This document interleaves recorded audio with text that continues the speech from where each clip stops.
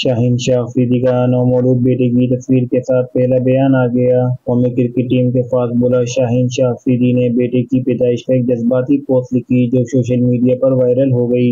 शाहिनशाह अफरीदी ने इंस्टाग्राम पर एक तस्वीर शेयर करी जिसमें इनका नौमौलूद बेटे का नन्हा मुन्ना हाथ नजर आ रहा है। पोस्ट में इन्होंने अपनी एहलिया अंशा अफरीदी के लिए भी एक खूबसूरत पैगाम शेयर किया। कैप्शन में लिखा कि इस लम्हे ने मेरी हर चीज बदल दी है, मेरा दिल खुशी से भरा हुआ है, मेरी जिंदगी अब बेहतरी की तरफ जा रही है। 24 अगस्त 2024 की तारीख हमेशा मेरे लिए खास रहेगी। इन्होंने अपने बेटे को खुश आमदीद कहते हुए कहा कि इस दुनिया में आने के लिए अपने बेटे आलिया अफरीदी को खुश आमदीद कहते हैं। शाहिनशाह अफरीदी ने अपनी एहलिया अंशा अफरीदी का भी शुक्रिया अदा किया और लिखा कि मैं हमेशा अपनी एहलिया का शुक्रगुजार रहूंगा कि इन तमाम तकालीफ के लिए जो उसे बर्दाश्त करना पड़ी वो हमारे छोटे खानदान की सपोर्ट सिस्टम है।